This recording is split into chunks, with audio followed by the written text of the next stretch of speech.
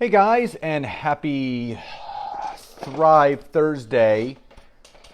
You know, they talk about this Mercury Retrograde and how technology just doesn't work sometimes. And I'm used to rotating the phone so it does split screen.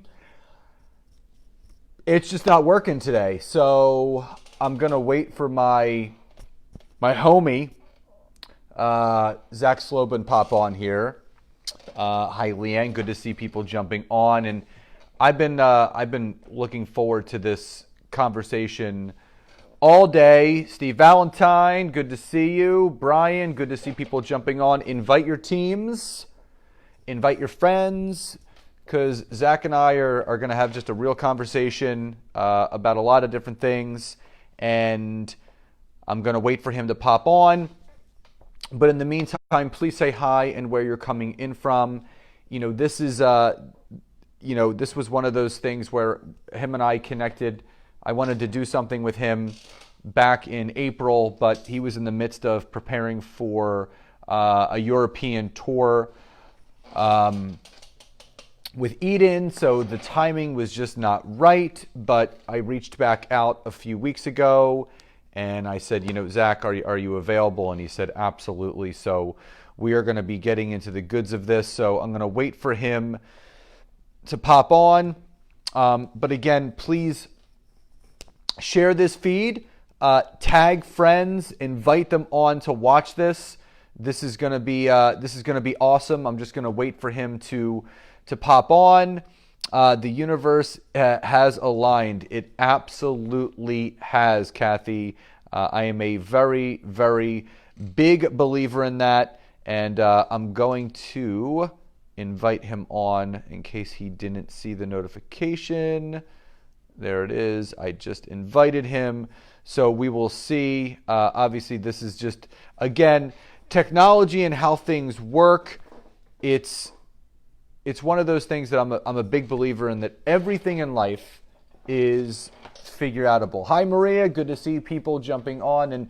And why I love Zach so much, not just because he's just an incredible human being, but his sense of humor, his truthfulness, the way that he speaks on social media, and the things that he presents is just amazing, and it's so true. And I know there's so many people that can relate to a lot of his message. So I'm going to wait for him to pop on.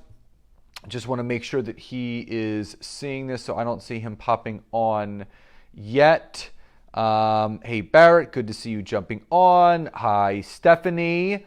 So it's good to see all my friends popping on here. Again, please, if you could, share this, tag some people. Thank you for tagging Jody and Heidi and Cody. It's really important for people to hear this message. I'm just gonna, right, so I'm gonna wait for him. Let's see what we got. Hey, Kerry, good to see you jumping on. Thank you, Maria. So while we're waiting for Zach, let's start with some victories. So type in the chat box some victories that you guys have had from this week. What is one victory that you guys have had? Hey, Maria, thank you for tagging. All right, so I know I just sent Zach a message to go over to my page. So share some takeaways. What are some victories that you guys have had this week? There he is. All right.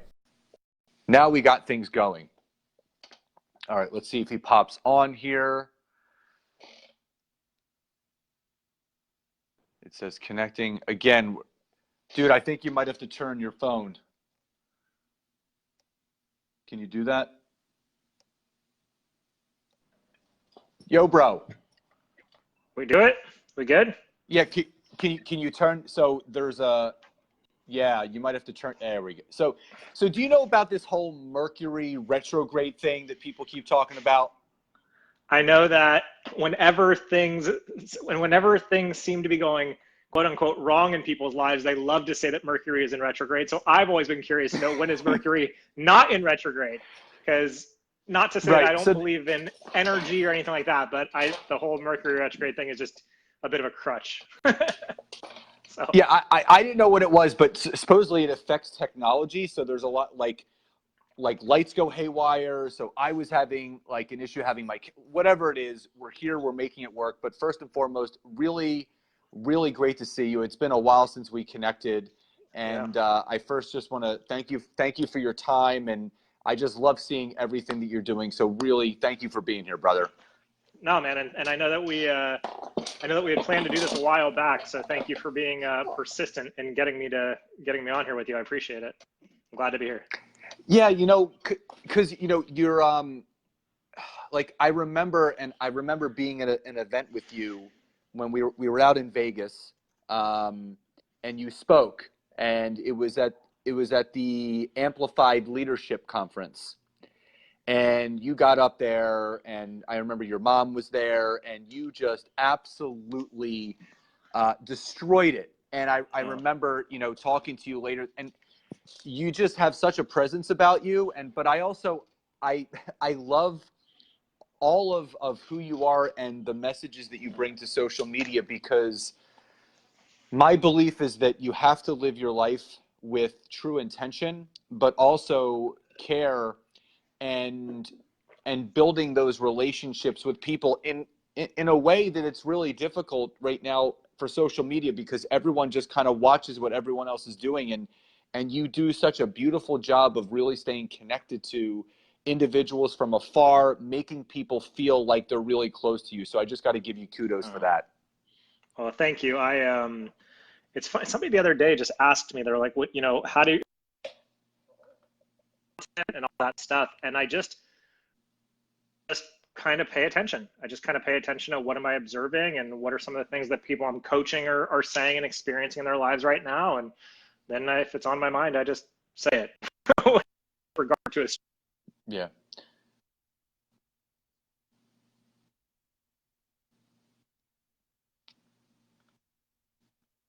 absolutely. So, again, I wanted to bring you on into my network, maybe to introduce you. Is your connection okay? Yeah, it's going in and out just a I think you little cut it. bit. Are you got a connection? I think we're good now. I think we're good. Yeah, yeah. My Wi-Fi should be great. I'm in my office where it's as we Yeah, pay a lot of money for mine it to should. be good, but who Yeah, knows? yeah, me too. Me too. So some of my audience may be not familiar with you, Okay. um, and I always love, everyone sees what you and Eden are doing now, and all of the amazing lives that you've changed. So let's talk about before network marketing and all that stuff, that maybe some things that people might know about you. So, you're an East Coast boy just like me. Well, We have a lot of the same. I'm East Coast by association, so I can't claim East Coast. I'm East Coast by because my mom is from Long Island, but I was born in California. Mm, But I claim okay, East Coast by association. I got the by East Coast attitude, association. probably. Yes, you do, and that's a good thing. It's a good attitude to have. So just talk about before network marketing, before all that stuff. Who and what did Zach Slobin do before all of this that people may not know? Man, it's so interesting that you should ask that. I'm working on a keynote right now for a big event in August, Hmm. and I was just kind of going through some of the things before this life where I am now, and if you could name it, I've done it, right? So I started in sales when I was 15 years old. I always wanted to be an entrepreneur. I started a couple of businesses right out of college. I played poker full time at one point. I owned a franchise at one point. I've been in and out of network marketing since I was 24 years old. So this is almost 13 years now. I've lived a lot of life in a very short period of time, is the best way to put it. So what do you think before you got into network marketing? What could you share with the audience was one of the greatest lessons that you learned early on in life, through sales, through starting your own business? What was something that you foundationally learned very early on that you've been taking with you, in the best way possible? You've been taking that lesson with you from everything that you guys are doing now.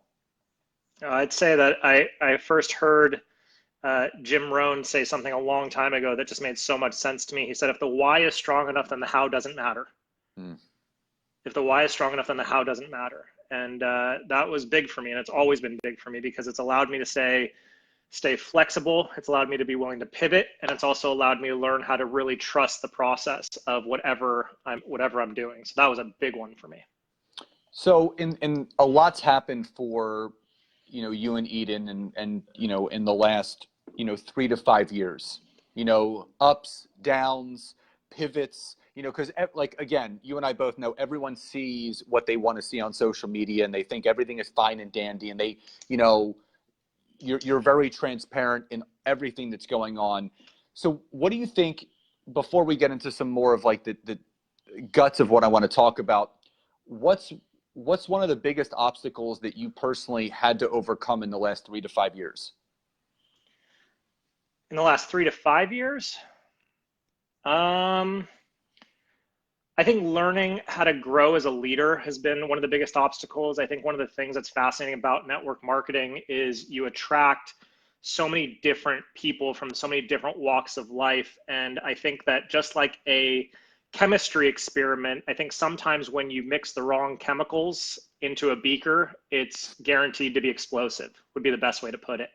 And I'd say 2 or 3 years into our build, that's essentially what happened. We had some chemicals that were put into a beaker that were explosive. And so organizational challenges would I would say be the biggest thing, learning how to handle drama and gossip and learning how to handle a fractured organization, quite frankly. We had some really big challenges a couple years into our build, and that by far was the thing that tested us the most, because especially for Eden, she really struggled. Eden was bullied as a little girl, and so it triggered a lot of feelings of kind of mean girls and things like that she experienced. And so being her business partner in that environment was obviously challenging for me, but then also being a husband in that environment was hard for me, because here I was watching my wife, who was excelling in this industry, just crushing it, with no experience whatsoever, and then really seeing her feel punished by what was happening, and she didn't necessarily have the tools to deal with it. So that was a big challenge and a big stretch for me, was learning how to be both, simultaneously, for her and for our organization, quite frankly. That was a big one for us.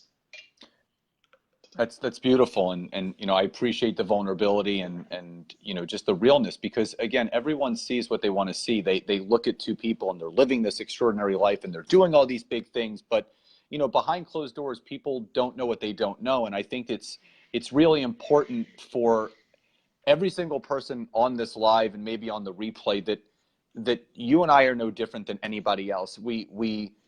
Everyone eats, sleeps, and shits the same way, and it's the truth. Like, people put other people on pedestals and this, that, or the other, and I love the mean girl analogy, because like your wife, I was bullied and picked on as a kid as well, and especially in the entrepreneurial industry and profession that we're a part of, there's cliques can form, and people get pulled in one direction and another direction, and then there's shiny objects and whatever the case may be, and when you have laser focus on what you want to achieve, and just like you said with Jim Rohn, when your why is strong enough, the how doesn't matter. It's so true. And I feel, and you can fill me in on how you feel about this, but I feel that there are too many people being held back by their excuses and not digging deep enough into the reasons of why they want to achieve the best life possible. Yeah, I think that's pretty fair to say. And I think that the other side of it is that a lot of people, excuses, reasons, justifications, rationalizations, whatever it is, I think if more people were just willing to look at the reality that they're a function of their conditioning and their programming, and at any moment they can decide to rewrite that program, that's when their life can change. And I think that's the big thing, right? Is, are you willing to kind of just take a look at, like you said, some of the stuff that is probably getting in your way? And for the most part, most people aren't aware of what's getting in their way because they just don't want to look. They just don't want to look. Awareness. Awareness is step number one to any transformation, right? I talk about that a lot. Is it's really the first step of transformation, is acknowledging the ways in which I've contributed to my current results as they are right now, taking full responsibility. So obviously you guys have had to make pivots, and I don't think there's anyone on this live that hasn't had to make some sort of change in their life. You guys have a very big organization. are you noticing any reoccurring themes of people that, I don't want to say playing small, but let me say this and let me ask this. What is something that you and Eden have committed to as individuals for what you do as a profession that has truly propelled you guys to where you are right now, that if others could do this one thing, it would start to propel them? It wouldn't solve all their problems, but it would start the compounded effect to get to where they want to be. Um, I can answer that question two different ways. One, in terms of how we operate with our vision of how we run our organization, and the other part of, on a personal side, how we run our lives. So I'll answer it in two ways. In terms of how we run our organization, my vision when I decided to come back into network marketing to do the build that we're building right now, because I stepped away from it for quite a bit. What I said to Eden was, I said, look, I said, my vision is I want us to have the best trained team, not in our company, but in all of network marketing. I want us to have the best trained team, because I really believe in training, because I'm a huge believer that essentially, you know, it's 85%, success is 85% mindset, 15% skill set, but that 15% skill set can be the difference between struggling for a couple of years or earning a multiple six or seven figure income. Yeah. And so I felt this massive responsibility, because what I saw oftentimes in being in the industry for a couple of years, what I saw was I saw a lot of motivation. I saw a lot of hype. I saw a lot of, hey, just go do this. But I didn't see a lot of training. I didn't see a lot of actual how to. What's the conversation that you have to have? How do you actually overcome the objection?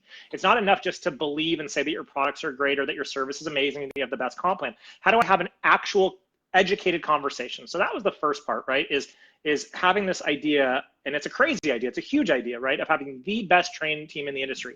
A vision so big that if you're a part of our organization, I want you to be able to go to another generic event, meet somebody at that event, somebody has a conversation with you and goes, oh, you must be trained by Zach and Eden Slobin.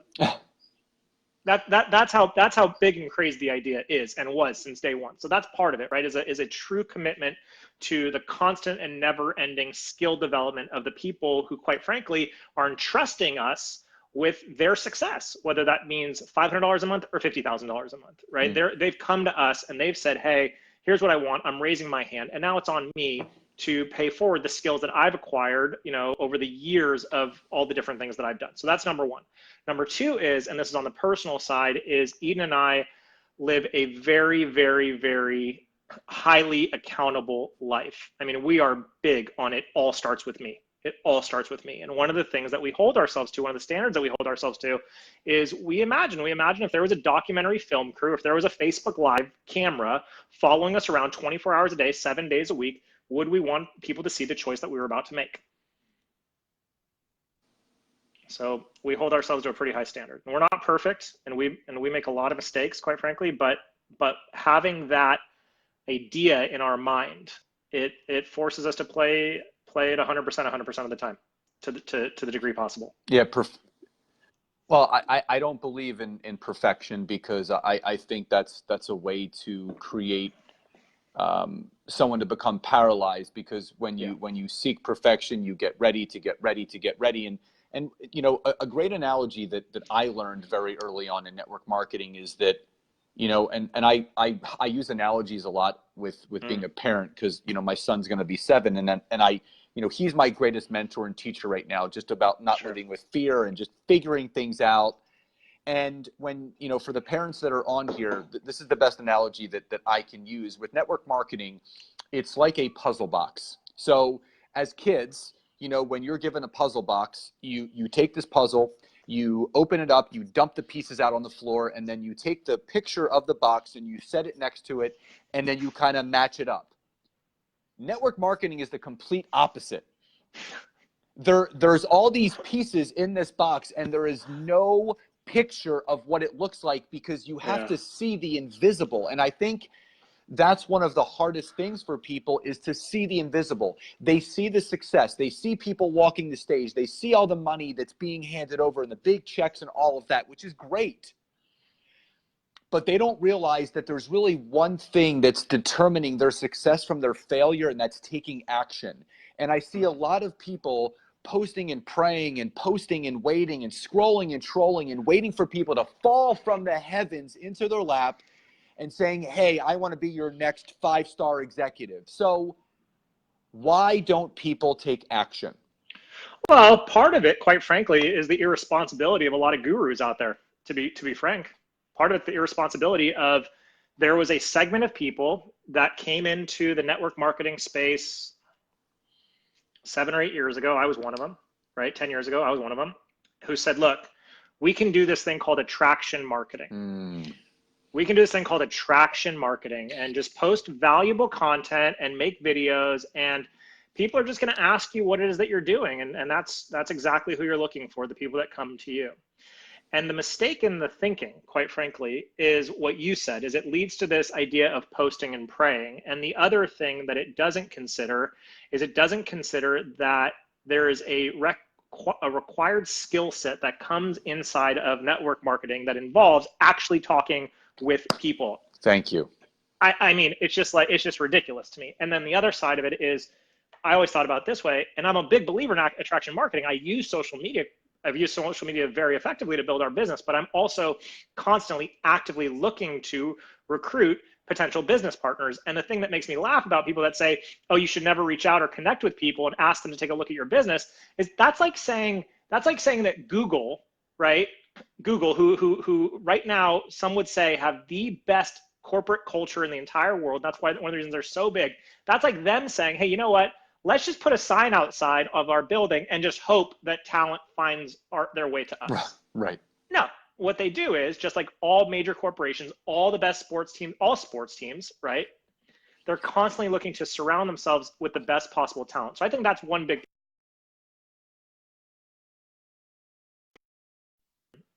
misleading and misguided information out there about our profession. I think a lot of people going back to this whole attraction marketing thing and posting and praying thing, I think a lot of people, you know, they get this idea that, oh, okay, I can just post on Facebook and I'm going to find some big business builders and it's going to be a breeze. I'm going to make a bunch of money and that's it. So that's one side of it. And then the other side of it is, you know, it's easier to make excuses than it is to make an effort. You know, well, excuses really just keep people where they don't want to be. But so I just want to piggyback on what you said. And again, people have this whole big theory about attraction marketing. Look at me. And like, you know, they look at their life through a filter now. And I loved your post yesterday about the Face app where, you know, I've had a beard for 15 years. I don't need a Face app. And it's, you know, and again, it's a way to draw people in. But here's the big thing that's been coming up for me lately. You know, the more, just like you said, there is a miseducation going on right now. Gurus that claim that they know about social media and they're Facebook skilled in this and Instagram that, and that's all great. You do have to be on social media, but the one big thing, and actually Gary Vee posted about this morning, and he said everybody wants to sell and everybody wants to be in sales, but they don't want to talk to human beings. And when you're in network marketing, the most successful network marketers are the ones that are willing to speak, talk, and connect with the most human beings. So you talk about B2C and B2C. I believe in something called H to H, which is human to human connection. Because social media has become so prevalent and so easy, it's created a generation of lazy network marketers where they're just I'm gonna Hootsuite everything. I'm just gonna buffer everything. I'm gonna put it on autopilot and I'm gonna wait for the business to grow itself when they're not actually getting in the trenches of building their business. And here's the biggest thing. Forming a relationship and rapport with another human being is a bond that will never be broken. And Zach, you can attest to this. You don't need thousands of the golden apples to build a successful network marketing team. You need a few people that get it, that find a few people that get it, that find a few people and get it. So my question to you is, why are people so unwilling at this point to start turning in a different direction. And people that follow me know I always say, be a salmon in a world of fish. Why are they so reluctant to turn around and go the other way and try something different if it's truly not working for them and they're not happy in their business? I mean, a lot of people want to, it depends, it depends. Like, it depends. Are you saying they're not happy in their network marketing business, or they're not happy in their general life before they find network marketing? That's a big question, right? Because there's multiple variables there. Yeah, Zach, the people that are complaining that they're not making money, no one wants to build, no one's reaching out to me, but those people where, there's a big pool of those people that, they say it's not working, and they're not willing to change. They're not choosing to get uncomfortable and start doing something different that, like you said, it may have worked 5 or 7 years ago, but what worked 5 or 7 years ago may not be working now, but they're still reluctant to change. Yeah, I think a lot of people fight to be right about nothing. And I think a lot of people are concerned with looking bad. And I think a lot of people are, quite frankly, what was I just going to say? I had a thought. I should have written it down. See, I always keep it, whenever I get interviewed, I have a pen and I have a notepad, and I'm like, write that down. And I just lost it. I like the free flow. So you can't say, there's nothing you could say that's wrong. It's all right. No. I had something that was like perfectly in context, but I'll come back to it at some point. But I think what happens is that there's another side of it where, our ego gets a payoff when we're right about our limiting beliefs.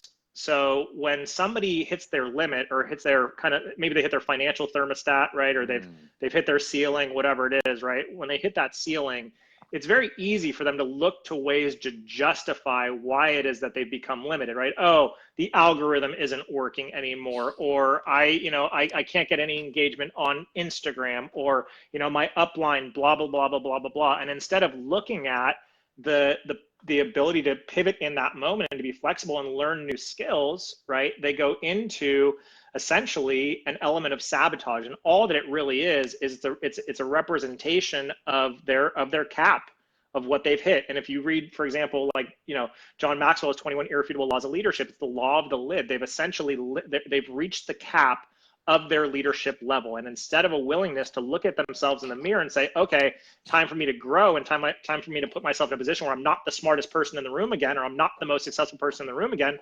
and maybe it's time for me to grow that skill set. Instead of doing that, it's easier to complain.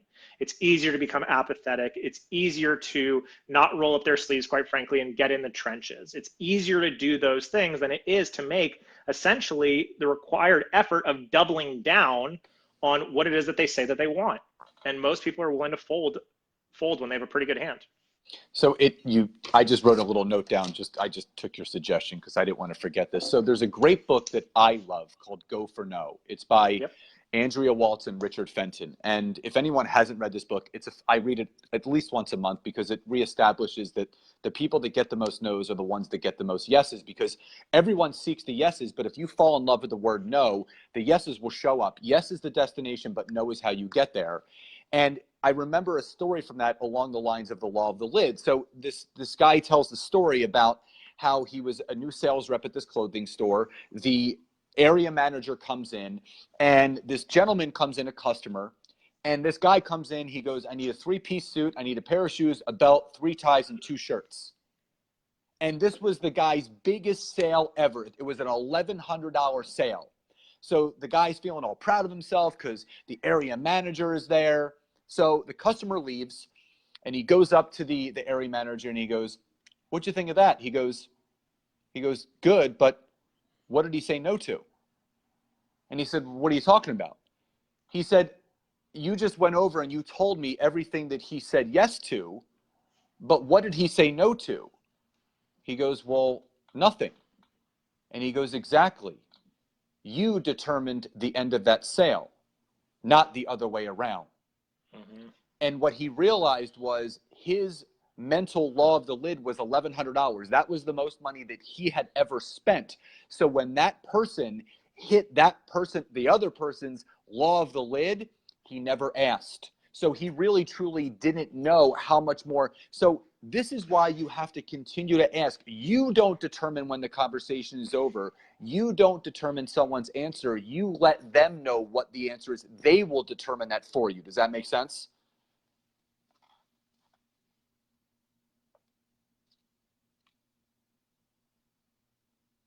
You still there, Zach? Oh, I think he might have froze up. I love that story. So if you guys are still with me, let me know. Let's see. This is technology. With me, Zach? All right, I'm going to bring him back on. Hold tight. All right. Here we go. I know he's still on here, but let's see what happens. Hold on. I know he's... Zach, maybe if you sign back, hop off, and then hop back on. All right, I'm glad you guys are still here. So you guys are getting the point. You know, I'm going to see if he can pop back on to close this thing out. He was more... this was more time than I thought I would get from Zach. But you guys can understand, this is all about perspective. This is all about the view of what you actually want from this business. Here he is. Hold on. All right, he's here. Let's see if I can bring him back on. All right, there we go. All right. So you got to bob and weave. So I hope Zach heard that whole story. But either way, you don't let the other, like, you don't determine when the conversation is over. You have to break past that law of the lid, and that may be something different for each person. That may be amount of conversations or whatever it is. But you got to go for no. You have to do more to have more to be more. So are we back, brother? Let's see. I think I hear you. Are you back? Yeah, am I back? Are you good? We're back. Looks like All we're right. back. All right. Before technology fails us, I want you to, you know, I don't want to take up any much more of your time, but if you could leave the audience, you know, for the people that are on here right now that are dissatisfied with where their network marketing business is, they're dissatisfied with the income that they are not making, they're frustrated, they're waiting for something to change. What is your message to those people, and what is one thing that they can do today to start making that change? I would actually say I don't believe, and I don't believe that you, because if you were frustrated or you were dissatisfied, you wouldn't be where you are, because clearly you've created the results that you're willing to tolerate. So that's the first part. Like I would just say I don't believe you. I don't believe that I don't believe that you're dissatisfied, and I don't believe that you're as frustrated as that you claim to be. And then the next thing I would ask is, if I were to look at your actions on a day-to-day basis for the last 90 days, would they show me that you should have results that are different than the ones you have right now? If we're being completely honest, and you were able to show me your activity level for the last 90 days, would your activity match the result that you have right now in your business, or would they show me that you probably should be further along than you are? And if we're being honest, chances are that you've probably put in about 25% worth of the effort to get a result that you think should be 100 times more. So the first thing I would say is, with all the love in the world, stop deluding yourself. Stop being delusional, and quite frankly, stop lying. Like, you can lie to your friends, you can lie to yourself, but never for a second will your results lie for you. Never.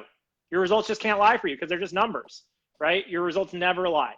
So that'd be the first thing, is, are you willing to look at yourself in the mirror and just give yourself a really true assessment about what your last 90 days have looked like?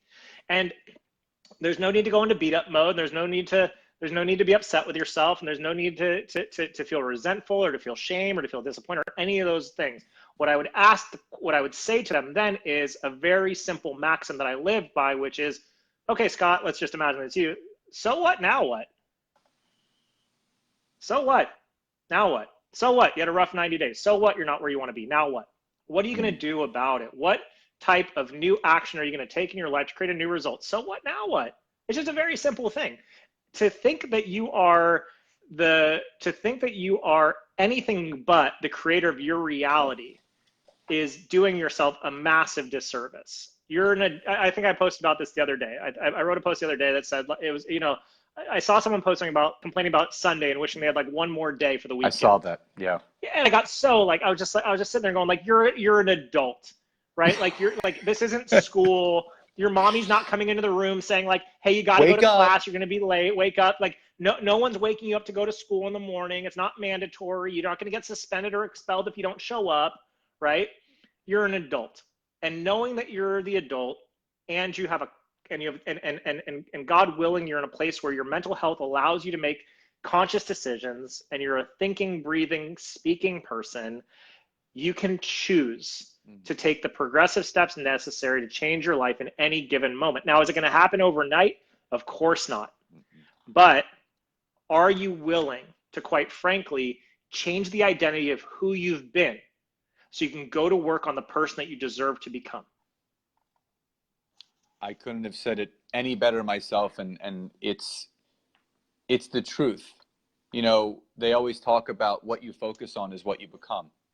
So if you're focusing on, I'm a failure, I'm not good at this, I can't build a team, I'm never going to make money. And if you continue to refacilitate that in your mind every single day, you will bring that into your life.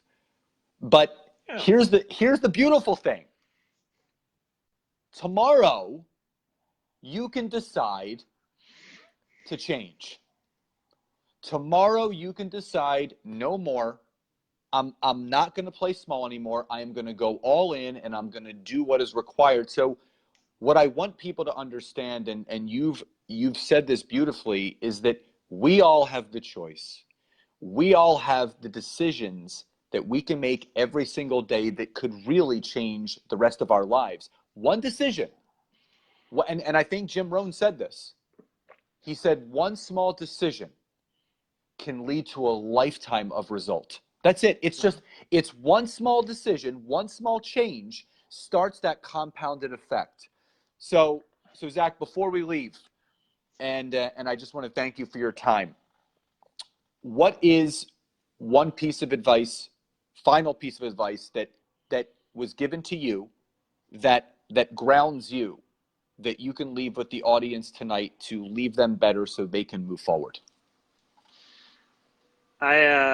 I'm so fortunate. I've had so many amazing mentors in my life, and so I could literally sit here and rattle off 100 different pieces of wisdom that's been imparted on me, and then just different things that I've acquired. But as soon as you asked me that question, the very first thing that came to my heart right away was this, and it is something that keeps me grounded, and it's something that I've always leaned on, and it's been something so big for me. And it was my very first, the person that introduced me to network marketing, quite frankly, when I was 24 years old. He said something so simple and so profound. He said something so simple and so profound. He said, "Free your mind of fear, and abundance will follow." I love that. Free your mind of fear, and abundance will follow. That's awesome. Well, I think we should leave it on that note. Zach, grateful for you. I appreciate you so much. And just, and so many people that are on here that follow you, they're not even financially linked to you, and you do so much for them just by showing up your genuine and authentic self each and every day. And I just want to thank you for just being who you are and doing what you do each day. So thank you, brother. Thank you for having me. I had a good time, and I hope there was value in this for everybody.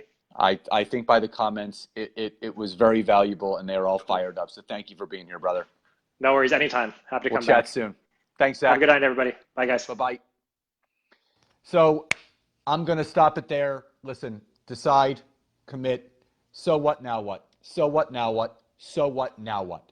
What are you going to do tonight or tomorrow to make that difference in you and in your life? Love you all so much. Zach, thank you again for being here and joining me today.